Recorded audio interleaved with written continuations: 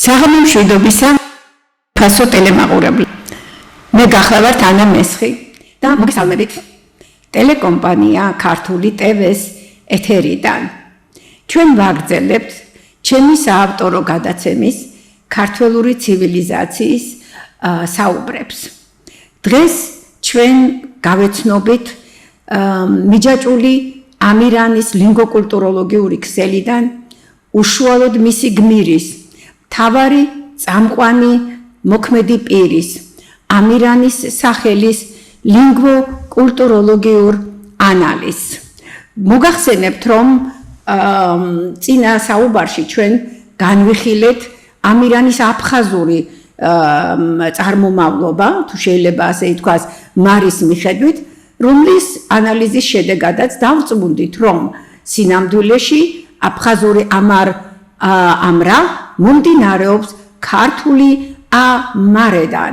აქედან გამომდინარე, ჩვენ შეგვიძლია ვთქვათ, რომ ეგრეთ წოდებული აფხაზური სახელი მზეჭაბუკისა მთლიანად მიმართულია და დამოკიდებულია ამირანის სახელზე. დღეს ჩვენ უნდა განვიხილოთ მეორე პუნქტი და შეძლების დაგვარად მესამე პუნქტიც, რომელიც ითვალისწინებს სახელის ამირანი ქართველურ წარმოშობას და გემატრიას, ისევე როგორც ამირანის, ანუ უпростоრად მისი სახელის ანბანურ სახებას. და აქაც რა თქმა უნდა დაგჭირდება გემატრია. მაშა ასე, სახელის ამირანი ქართველური ეტიმოლოგია. ჩვენ უნდა გავიხსენოთ ამირანის სახელის აფხაზურთან კავშირი და ამასთან დაკავშირებით, რა თქმა უნდა, უპირველეს ყოვლისა, უნდა მოვახდინოთ სახელის ამირანი მორფემული დაყოფა. ამერ კარნახობს მე, რომ ამირანში პირველი ხმოვანი უნდა იყოს პრეფიქსი და ჩვენ ამ პრეფიქსზე ადრე ვისაუბრეთ. მირ არის მონაკვეთი სახელში, რომელიც ჩვენთვის ჯერჯერობით უცნობია.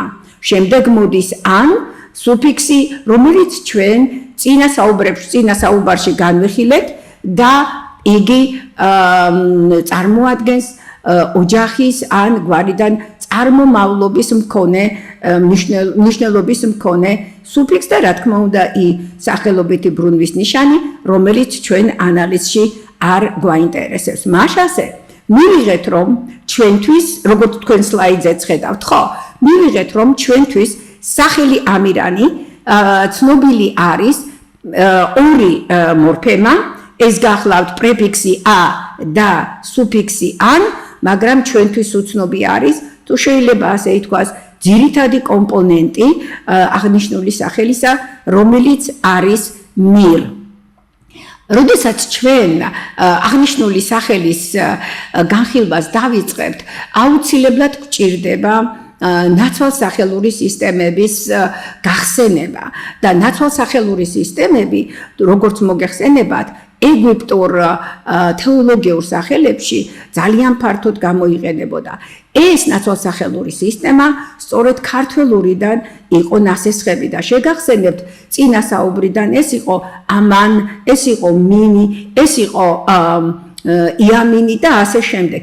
ანუ ჩვენ ფაქტობრივად შეგვიძლია ვთქვათ, რომ აი ეს პრინციპი, ანუ ნაცვალსახელების საკუთარ სახელებში გამოყენების შესაძლებლობა ქართველურიდან მომდინარეობს და თუ ეს ასია, გასაგებია, რომ ქართველებს შეეძლოთ აღნიშნული პრინციპი თავისი საკუთარი მითოლოგიის თუ თქმულებების სფეროშიც საკუთარი სახელების შესაქმნელად გამოეყენებინა. აქედან გამომდინარე, როდესაც ჩვენ უყურებთ აი ამ მირ მონაკვეთს, ჩვენ მასში შეგვიძლია გამოვყოთ ორი კომპონენტი. პირველი ეს გახლავთ მი, როგორც თქვენ ამ სლაიდზე ხედავთ ახლა და მეორე ეს გახლავთ თანხმოვანი р. როდესაც პირველ კომპონენტზე ვსაუბრობთ, ჩვენ უნდა ვიცოდეთ, რომ მი ეს არის სვანური ენის პირველი პირის ნაცვალსახელი. ანუ ჩვენ გვაქვს მე ქართულში, მა გვაქვს მეგრულში და მი გვაქვს სვანურში. სხვაგვარად რომ ვთქვათ, ჩვენ ვღებულობთ უკვე სტრუქტურას, რომელშიც ნაცვალსახელი გვაქვს ერთი მი და შემდეგ გვაქვს ერთი თანხმოვანი რ და გამოდის რომ ჩვენ ვიცით უკვე რამოდენიმე მორფემა ეს არის ა მორფემა მიცვი და ა არის პრეფიქსი მი არის ნაცვალსახელი რ ჩვენთვის ჯერ კიდევ უცნობია და ან არის ასევე სუფიქსი. ახლა ვნახოთ თუ რა ხდება ასეთ შემთხვევაში და აი ახლა თქვენ სლაიდზე ხედავთ სწორედ აი სტრუქტურას იმისას თუ როგორ უნდა მივყვეთ ჩვენ ამ ანალიზს. როდესაც გვაქვს ერთადერთი ბგერა, ამ შემთხვევაში თანხმოვანი რ, ხო? ძალიან ძნელია მკვლევრისთვის გაარკვიოს თუ როგორ უნდა აწარმოოს მისი ეტიმოლოგიური კვლევა. ვინაიდან სხვა არაფერი არ გვაქვს, არც ფუძე გვაქვს, არც რაიმე კავშირი გვაქვს აღნიშნული თანხმოვნისა და თანაც გვაქვს საკუთარი სახელი და ჩვენ ვიცით რომ საკუთარი სახელები ყოველთვის წარმოადგენს რომელიმე საზოგადო სახელის საფუძველზე აღმოცენებულ ერთეულს. ანუ ჩვენ რს გასაკვებად არანაირი მონაცემი არ აგვაქვს. ასეთ შემთხვევაში, რა თქმა უნდა ყურადღება მივაქციოთ და გამოვიყენოთ ეგრეთ წოდებული ლინგვისტური გარემო. ლინგვისტური გარემო კი ეწოდება იმ ბგერების რაოდენობას, რომლებიც აღნიშნულ საკვლევ ერთეულს ან წინ უსწრებს, ან და უკან. სხვაგვარად რომ ვთქვათ, იმისათვის რომ გავარკვიოთ რ თანხმოვნის ეტიმოლოგია, ამისათვის საჭიროა, რომ ჩვენ დაუკავშიროთ რამენაირად იგი მი პირის ნაცვალსახელს და ან სუფიქსს. ანუ ეს ამან უნდა დაახლოებით მოგცეს ჩვენ გზაკვალი იმისათვის, თუ როგორ ვიკვლიოთ აღნიშნული ერთეული. მაგრამ ქართული ნაცვალსახელების განხილვამ აღმოაჩინა, რომ მასში არ არის ისეთი ნაცვალსახელი, რომელიც შეიცავს რ თანხმოვანს. რაც იმას ნიშნავს, რომ იგი ფაქტობრივად მის ანუ პირის ნაცვალსახელს სვანურს არ დაუკავშირდება. მაშესადამე ჩვენ უნდა ახლა ვეძებოთ რს კავშირი მეორე კომპონენტთან, ეს გახლავთ სუფიქსი ან. უნდა გითხრათ, რომ აღნიშნული ტიპის სუფიქსიც თუ გინდაც პრეფიქსი ფაქტობრივად რ თანხმოვნის შემცველი აღმოჩნდა, რომ არ აგვაქვს ერთის გარდა და ის ერთიც არის ინდოევროპულიდან ნასესხები, აი მაგალითად ინგლისურ ენაში ჩვენ გვაქვს სუფიქსი, უკაცრავად პრეფიქსი რე, რომელიც ნიშნავს აი რეორგანიზაცია, ხო, რეაბილიტაცია და ასე შემდეგ, რაც იმას ნიშნავს, რომ ჩვენ ამ შემთხვევაში რეს პრეფიქსული ბუნება არ გამოგვადგება და ეს რეც არ გამოგვადგება ამირანის სახელის ანალიზის დროს. რაც იმას ნიშნავს, რომ ჩვენ ფაქტობრივად არც სუფიქსის საფუძველზე არ შეგვიძლია აღნიშნული ბგერის ეტიმოლოგიის გარკვევა, საიდან მომდინარეობს ეს თანხმოვანი სახელში ამირანი. აი ამასთან დაკავშირებით ახლა ჩვენ უნდა გავიხსენოთ ერთი მომენტი, რომ სუფიქსი ან გახლავთ ერთი მხრივ კი სუფიქსი, მაგრამ მისი ომონიმური ანუ იგივე ან კომპოზიცია ბგერებისა ჩვენ გვაქვს როგორც დამოუკიდებელი სიტყვა და ამ შემთხვევაში ან გახლავთ ქართული ასომთავრული ანბანის პირველი ასოს სახელი ანი. და რახან ქართული ასომთავრული სახელის ასონიშანი გახლავთ ანი, აქედან გამომდინარე მე სავსებით შესაძლებელია რომ ვეძებო რის წარმომავლობა ისევ და ისევ ქართული ასომთავრულიდან. ახლა უნდა განვიხილოთ, ხო?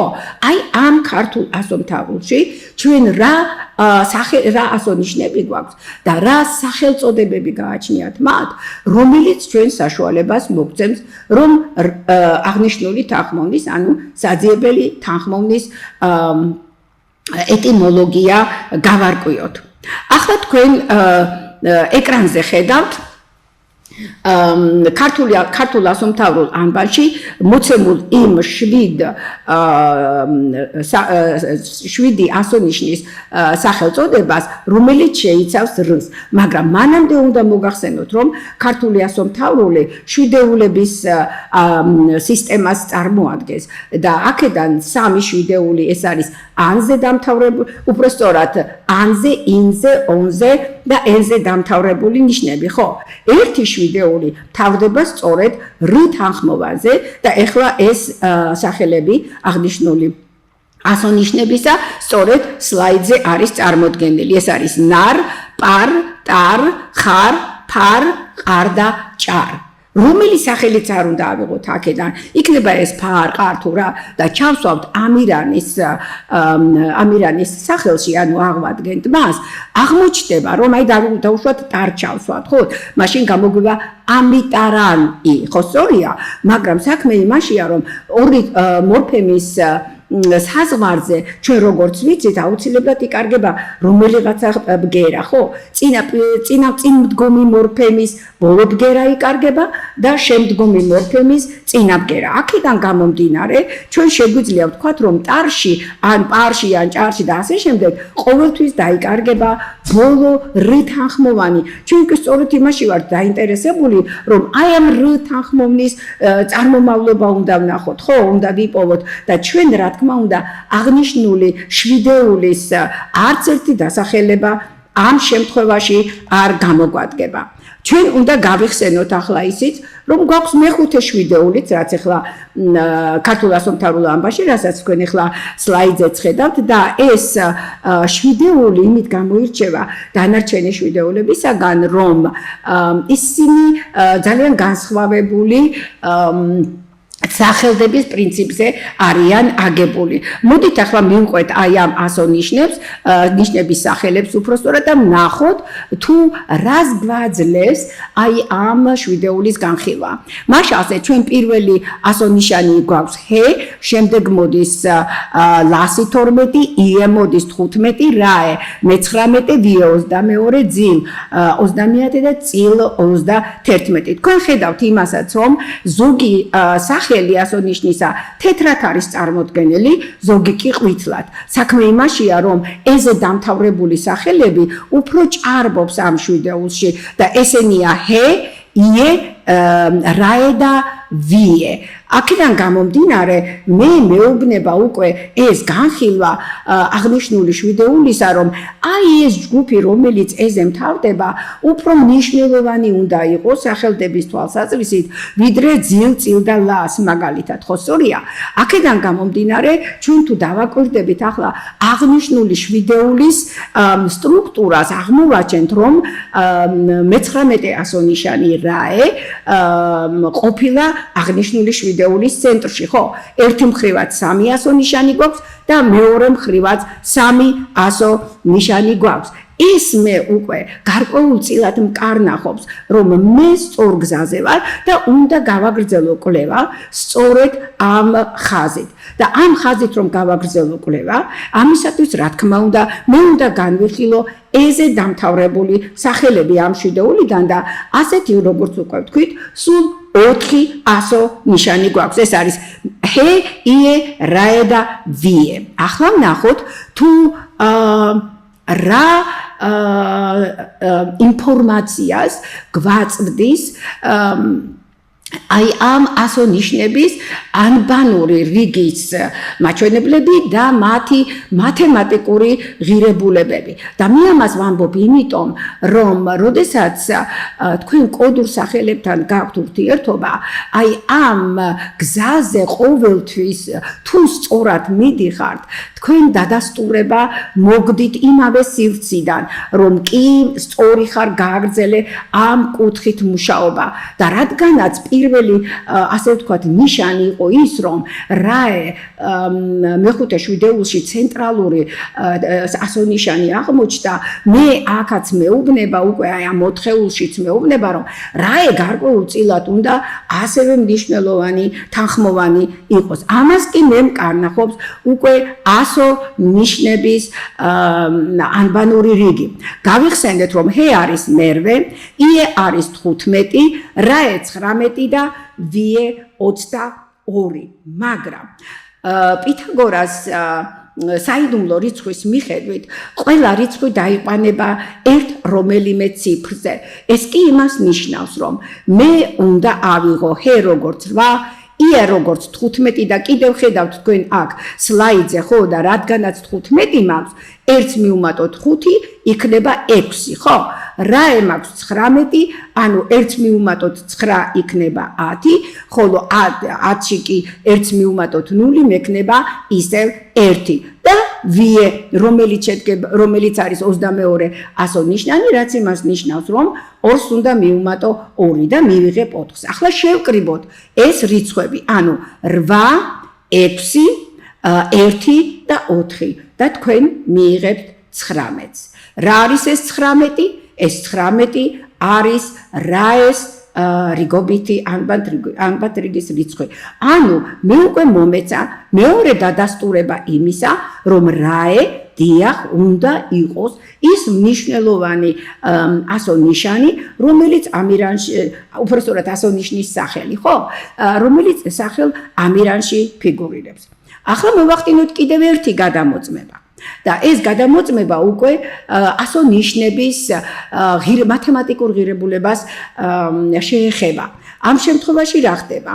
მათი მათემატიკური აღნიშნული ასონიშნების მათემატიკური ღირებულებები უნდა შევკრიბოთ და ისევ უნდა გამოვიყენოთ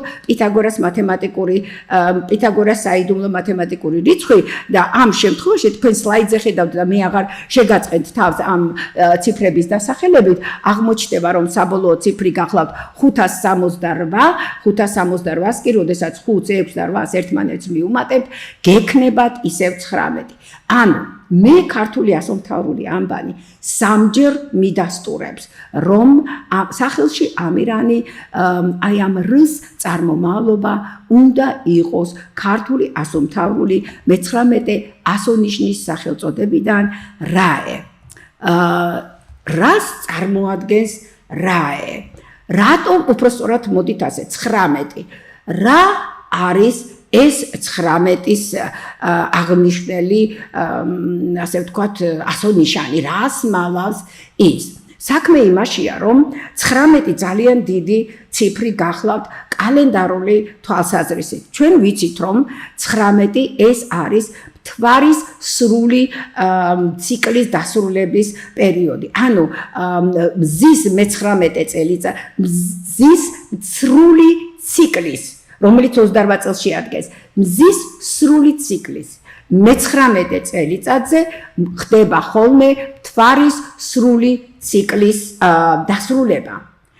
ეს კი იმას ნიშნავს, რომ თვარის ეს მოძრაობაც გარკვეულწილად ისევ მზის მოძრაობაზე არის გათვლილი დამოკიდებული და დაკავშირებული. მოდით ასე ვიტყვი. და რა არის ახლა ეს 19 და ეს 19 და ეს 28? ანუ თვარის ერთი სრული ფაზის დასრულება, მზის მე-19 წელიწადი და 28 მზის მთლიანი ციკლის დასრულების პერიოდი. ამათი ნამრავლი თქვენ გაძლევთ 532 წელს. აი ეს 532 წელი ალბათ ძალიან ბევრს კარგად მოგეხსენებათ რომ გახლავთ ის კალენდარული ათვლის ერთეული რომელიც გამოყენებული არის ყველა ქართულ კალენდარში იქნება ეს დასაბამითგანი იქნება ეს ქრისტიანული თუ წარმართული რომელიც 284 წლიდან იყო შემოღებული ხო აქ აქედან გამომდინარე აღმოჩნდა რომ თურმე აი ამ ერთადერთი ციფრით 19-ით მე შემიძლია ზოგადად მთლიანად მზისა და მთვარის მოძრაობაზე და მზისა და მთვარის ასტრონომიაზე გასვლა და არა მხოლოდ მე შემიძლია აგრეთვე მთლიანად რაც კი კალენდარული სისტემები მაქვს ქართულ კულტურაში ყველა აი ამ კალენდარულ სისტემაზე გასვლა. კიდევ არის ძალიან საინტერესო ფაქტები დაკავშირებული აღნიშნულ ციფრთან ეს გახლავთ 532. საქმე იმაშია რომ 532-ით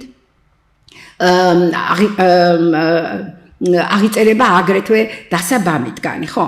და დასაბამითგანი, როგორც ცნობილია, ეს არის პერიოდი კაცობრიობის შექმნიდან ქრისტემდე, ხო?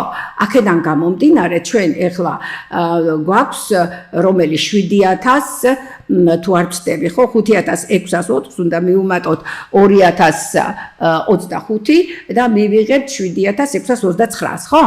აქედან გამომდინარე, ჩვენ შეგვიძლია ვთქვათ, რომ ჩვენი წლევანდელი 2025 წელი არის დასაბამითგან 7629 წელი.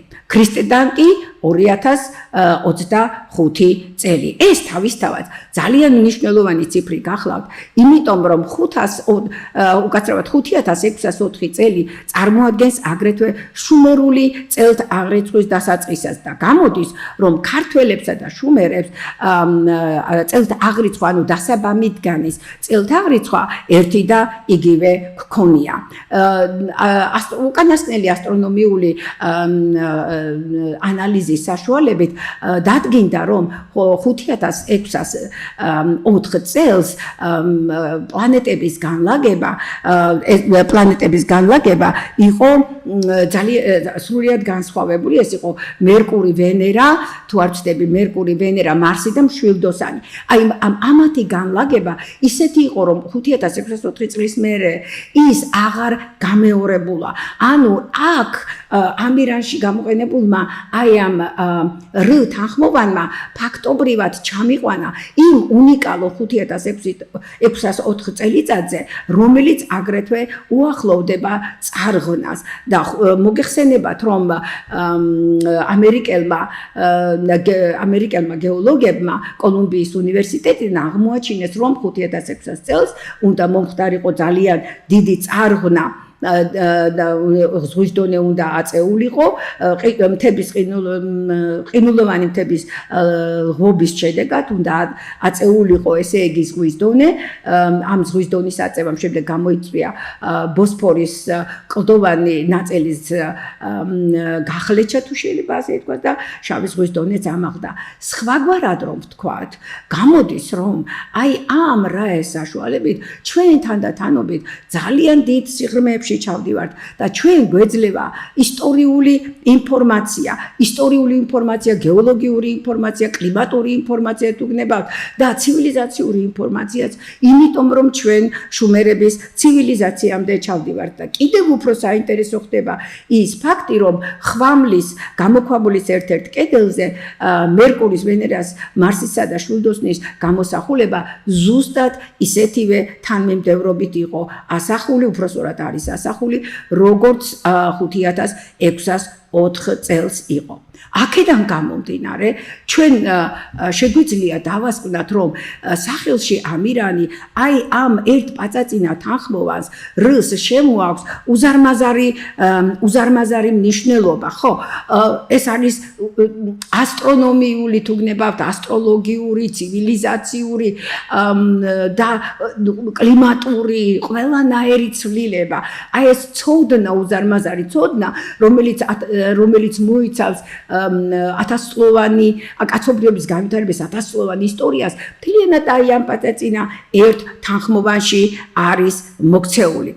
აქედან გამომდინარე, ჩვენ შეგვიძლია დავასკვნათ, რომ ქართულ სახელში ამირანი, აი ეს რ თანხმოვანი, რომელიც ფიგურირებს სახელის პირდაპირ შუაში, სინამდვილეში წარმოადგენს ქართული ასომთავრული ანბანის 19 ასო ნიშანს რაეს.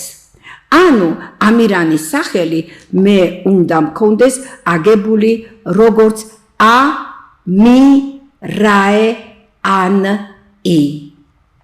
ახლა უნდა განვიხილოთ თუ აი ეს ა მი რაე ან ი რა მნიშვნელობას გვაძლევს აი ამ სუფიქსების მიხედვით. ახლა განვიხილოთ პირველი დასკვნა სუფიქსი ანით, ხო? ამირანის სახელი ისევე როგორც მისი მშობლების სახელი, რა თქმა უნდა, ხელოვნურად არის შექმნილი და ამირანი ისევე როგორც მისი ოჯახი უკავშირდება მზეს, მთვარეს, ზეცას, ანუ მას კოსმიური ოჯახი ყავს და თვითონაც რა თქმა უნდა კოსმიური თუ შეიძლება ითქვას კოსმიური კაცობრიობის პირმშოა, კოსმიური ოჯახის პირმშო გახსოვთ და ამის დასტური, რომ იგი მართლაც კოსმიური პიროვნებაა, ამის დასტური მოცემული არის სახელ ამირანში სუფიქსს ანის მეშვეობით და აგრეთვე აბხაზური ამერამრას მეშვეობითაც, რომელიც გვიდასტურებს ამირანის მზიურ წარმოშობას. ახლა რაც შეეხება რაეს, ეს რაე გვეუბნება, რომ ამირანი დაკავშირებული ყოფილა არა მარტო მზესთან, მთვარესთან, კოსმოსთან და ასე შემდეგ, არამედ იგი დაკავშირებული ყოფილა ასევე მთვარისა და მზის ტოლობასთან, დაკავშირებული ყოფილა ასტრონომიულ ცოდნასთანაც და აი ამ ასტრონომიული ცოდნის ფლობას ჩვენ ვხედავთ ასონიშან რაეს მეშვეობით. ახლა განვიხილოთ ეს სუფიქსი უკაცრავად მორფემა მი, ხო, ეს მორფემა როგორც უკვე ვთქვით არის პირის ნაცვალსახელი სვანური ენისა, მაგრამ მას გარდა იმისა, რომ სვანურის პირის ნაცვალსახელი გახლავთ და იგი პირდაპირ მეს ნიშნავს, რა თქმა უნდა გეუბნებათ, რომ ეს ყველაფერი რაც ამირანის სახელში არის მოქცეული, ეს ყველაფერი არის აგრეთვე თვითონ ქართველი ერის, ანუ ამირანის ერის კუთვნილებაც. და შემდეგ მოდის უკვე პრეფიქსი ა და ეს პრეფიქსი ა როგორც მოგეხსენებათ არის ზე აღმასვლის, ასე ვთქვათ, ზეცისკენ მსვლელობის მაჩვენებელი პრეფიქსი და აქედან გამომდინარე იგი ჩვენ გვეუბნება და გვიდასტურებს, რომ დიახაც ამირანი არის აღდგომადი გმირი და მასთან ერთად რა თქმა უნდა აღდგება მისი ერიც, იმიტომ რომ ამირანი და მისი ერი ერთი და იგივე მონეტის ორი აბსოლუტურად განუყოფელი მხარეა და ეს გადმოცემული არის არა მხოლოდ ასონიშან რაეს მეშვეობით, უკაცრავად ასონიშან ას მეშვეობით, პრეფიქს ას მეშვეობით, არამედ აგრეთვე მხატვრული და ლიტერატურული ძეგლების მეშვეობით, როგორც გახლავთ ქებაი და დიდებაი, ქართული ენისაი და დავათის სტელა. ახლა გადავიდეთ ამირანის ანბანურ ასპექტზე. როგორია მისი კავშირი ზოგადად ანბანურ დამწერლობასთან? ამ შემთხვევაში ჩვენ უნდა რა თქმა უნდა ქართული ასომთავრული აი ამ კერძო კუთხით შევადაროთ ფინიკიურსა და ბერძნულ ანბანებს, მაგრამ ბერძნულ და ავიღოთ ეს თანხმოვანი, ხო? ფინიკიურ ანბანში მეოცე ადგილზე დგას ასონიშანი რეშ, რომელიც ნიშნავს თავს. ხოლო რაც შეეხება ბერძნულს, იქ მე-17 ადგილზე ზის რო, მაგრამ მას უკვე მნიშვნელობა დაკარგული აქვს და რა თქმა უნდა ჩვენ ბერძნული ანბანი ამ შემთხვევაში არ გამოგვადგება.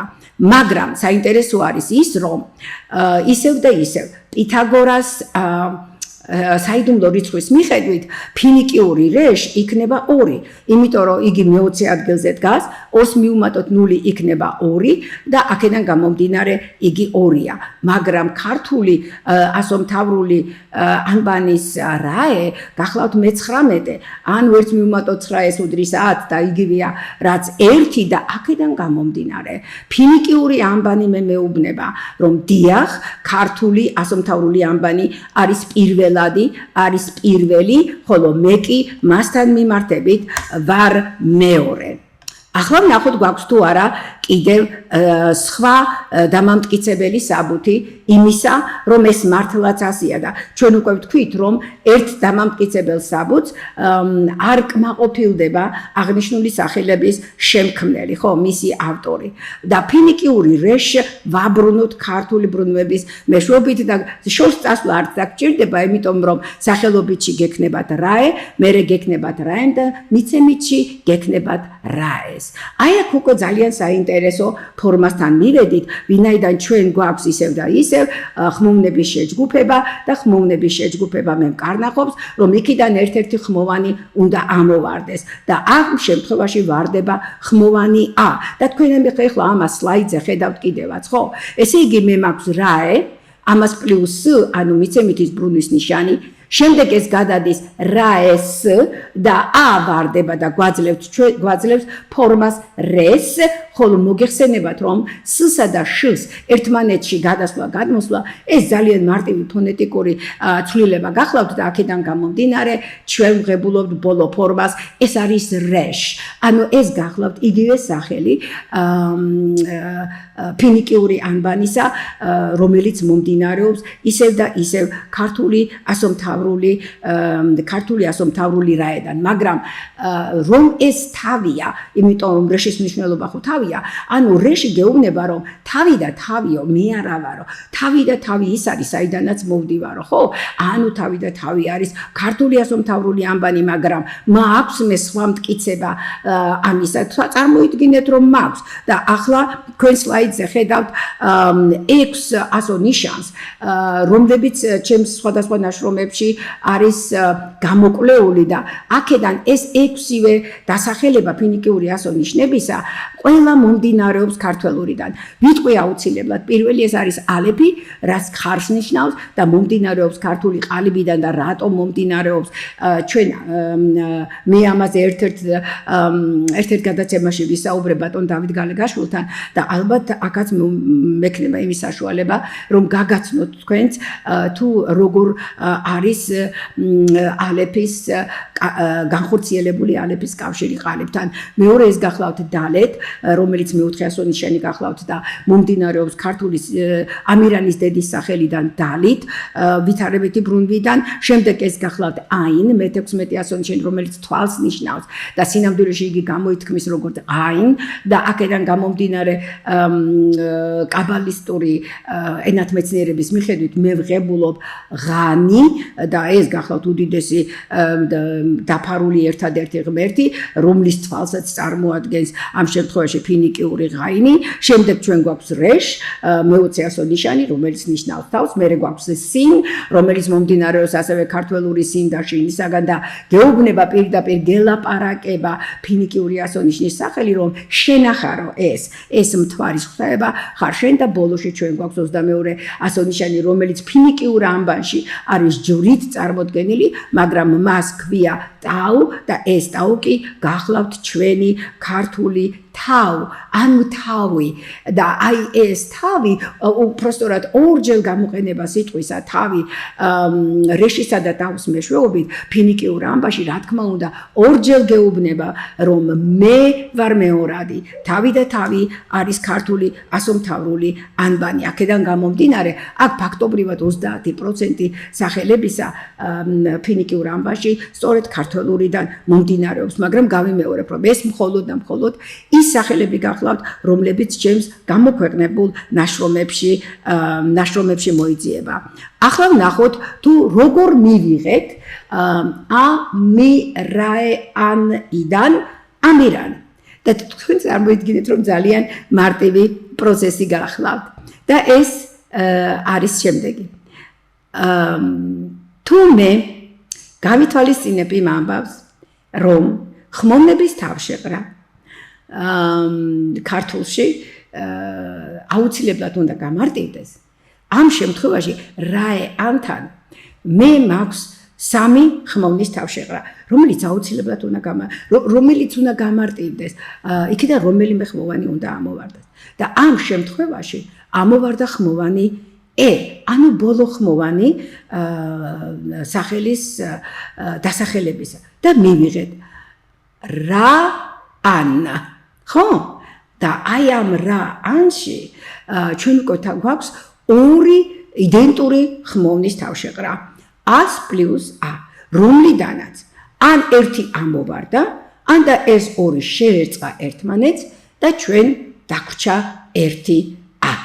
აქედან გამომდინარე, თლიანი პროცესი, როგორც თქვენ სლაიდზეც ხედავთ ახლა, ჟღერს ას a, mi, rae, an, i, a, mi, ra, an, i და რა ან იქნებოდა და a, mi, ra, an, i. დამთავრდა ესე იგი ეს ფონეტიკური ცვლილებები და ჩვენ მივიღეთ ამირანი. აი ასეთია